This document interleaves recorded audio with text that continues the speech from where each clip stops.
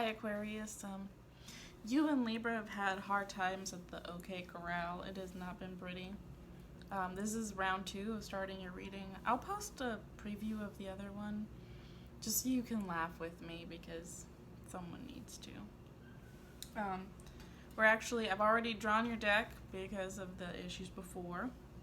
We're using the Rider-Waite. And I've got your 10 cards out here. You guys don't have to sit through that because you'll see. I'll post it. Davi was all in this mess. Seriously a mess. But we're gonna go ahead and get started with your reading because we're doing it anyway. Alright, so we started with the Hierophant, the Queen of Pentacles, the Seven of Pentacles, the Two of Pentacles, and the Eight of Pentacles. That's the top row. And then on the bottom we have the Two of Swords, the Six of Cups, the Death card, the Page of Cups, and the Tower. Starting with the Hierophant, we're talking about a spiritual situation that you're dealing with. You're standing in your full feminine energy here.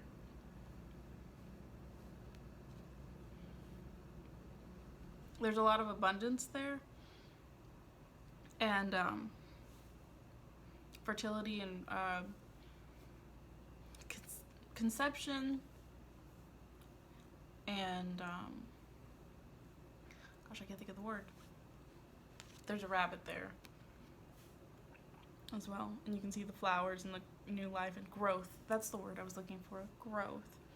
So this isn't necessarily speaking specifically to reproductive things as far as like having babies and stuff. It can be ideas. It could be pregnancy, but more typically it's just ideas and creation in general.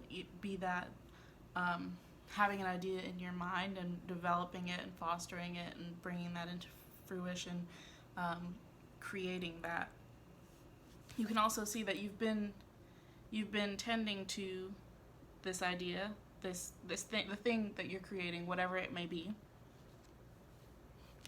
And here we have your ships coming in, but you're kind of juggling a little bit. It's not super stable energy right there, and it almost seems like a regression. So you're kind of going back and forth in the developmental stage, and then you come back here with the Eight of Pentacles, and it's like you're trying to manually carve this thing out. And in the vice versa deck, I really like the way that they represent it. I'm going to see if it'll pop out for me so I can show you what I'm talking about, because this is one that really just kind of sticks out in my mind. I'll see if I can find it. Hold on one second. It seems super relevant.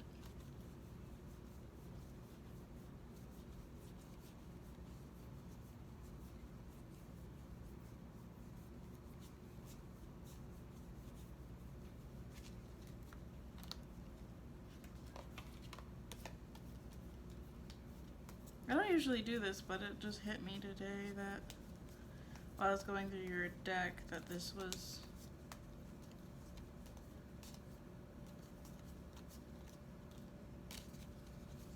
well, I know it's in here, y'all.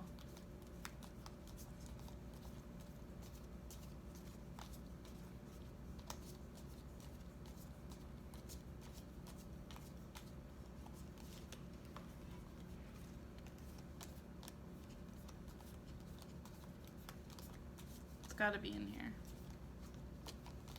Promise it's worth the wait.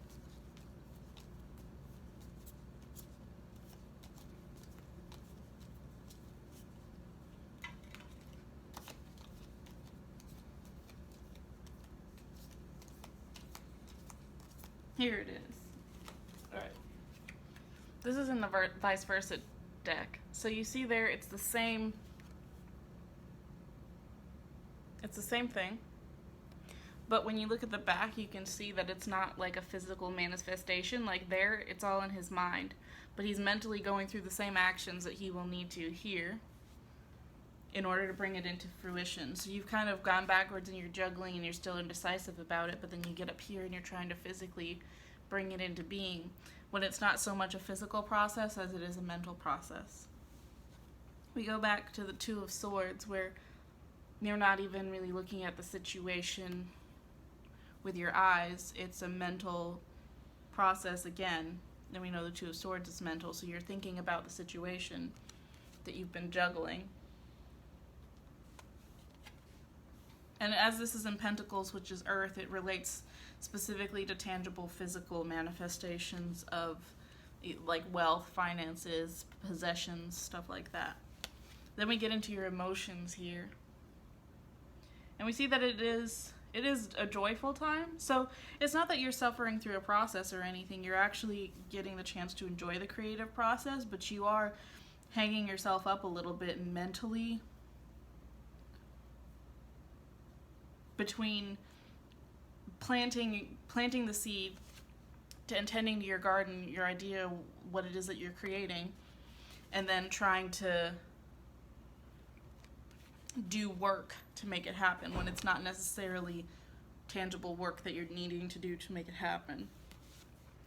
Then we get to the Death card. With the Death card, this is not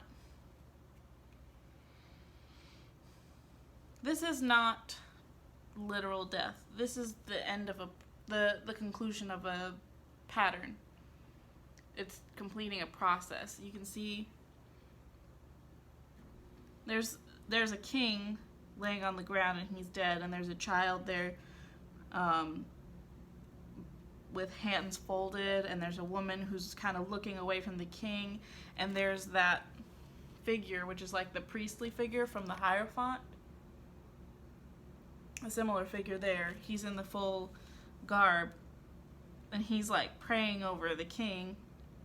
So it's like, as this situation rounds out, that you seek guidance as far as your next directions. It's not just the end of this situation that you've been going through. This creative process is coming to an end, and it's going to be time you need to make your decision about what it is that you want to create, because you're trying to physically create something when you haven't even fully decided what it is that you want to create, because this is all going backwards. Like if you started out here, then I would say, yeah, you worked through this process, you've decided what you wanted, and you come out and you started in this energy, and it is a super fruitful energy, don't get me wrong. It's just that you're going backwards from this place of abundance to like, okay, let me figure it out. Let me force everything to fit.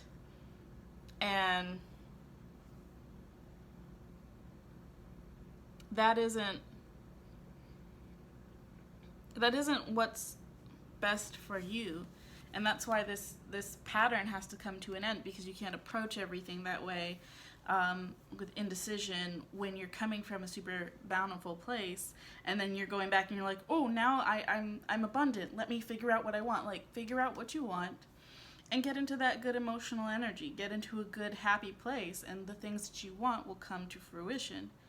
So you're trying to, like, you're in a good happy place, and instead of just letting it ride, you're going back and being like, oh, did I work hard enough? Did I do enough? Let me tweak this. Let me make it perfect. Like, no, done is better than perfect. Decide what you want and then start working towards it. And as you work on the process, it'll perfect itself, but you don't have to sit there and not make any moves and let it all be this mental energy where you're like, now I've got to figure out how to do this perfectly. When you already have this, so then move forward, and everything that you do will be enough. So then we come back to this, after the Death card, we have the Death card here. We come back to this emotional journey, a new emotional journey. So this cycle will come to an end, and you've got this new emotional journey. And then it's interesting because after that we have the Tower. And in this tower, like, everything really is coming unglued. There's fire, there's falling, and it's funny because we already had the end of a pattern here. And then we've got the tower here, which also which the tower is more so a shake-up than anything else. And I don't take this as you have to go through the tower moment. You can go through this death and rebirth process, because that's what the death card is. For there to be an end, there also has to be a beginning of something new. There's not just an ending. And in order for you to get this new emotional start, this new energy here, you've got to accept this. So if you can fight this, you can, but if you do that, then you're going into the tower moment, because that's kind of what the tower is. It's not listening, it's not accepting change. And then when you fight against change, you basically bring onto yourself a harsher energy and a harsher response to that. So what I'm getting out of this is choose what you want and then just work towards it. And don't whatever it is, it doesn't have to be perfect. You just have to let it grow. So embrace the growth. And once you've planted the seeds, don't go back and dig them up and be like, I don't know if I planted the right thing. Let me think about it. Like, I'm about to harvest my corn, but I don't know, maybe I should have planted tomatoes and peppers instead. Like, you can't do that. And then try to, like, carve the peppers and tomatoes out of wood. I don't know if that makes sense. That's the analogy that came into my mind, so I'm sticking with it. Yeah. If you want to change your mind about something, that's okay. I'm not saying that at all. I'm just saying don't expect, like, each time you restart the process, and this is, again, a creative process, so each time you restart your creative process, you're going to go back to the beginning in some respects, as if it's a project. I'm not saying, like, you always have the skills that you learn, so it's never a loss, but you also need to embrace that and realize that you have a better knowledge and understanding. So even if you are restarting a project right now, or you changed your mind about what you wanted because of this here, that's totally fine. Embrace that and release what you were working on before, so that you can have that new journey, that new emotional journey. Because whatever it is that you're going to be creating, you're going to be like emotional about it. Not like, oh my God, this makes me so sad. Like, you're like, I'm excited about this. Like, you feel that kind of happiness, like, this is something new, this is exciting, this is different. You should have that feeling. But even if you decide to carry on with what you were doing before, don't hold yourself back from moving forward because you feel like it's not perfect yet. So for you, Aquarius, I would say my advice is to embrace the journey and the process, and realize that what you have done is good enough and that you've learned the lessons from it. So you haven't wasted any time, and it doesn't have to be perfect. Everything is beautiful for what it is. So take what you learned, and don't beat yourself up emotionally or mentally, or in any way. Don't beat yourself up because you feel like you should be somewhere other than where you are. You're right where you're supposed to be. As for the Death card and the Tower, what's not meant for you wasn't meant for you. And in order to make space for the things that are meant for you, you have to let go of the other things. That's where death comes into play. If you fight for those things that are not meant for you, this is where you're going. And you don't want that. So release the things.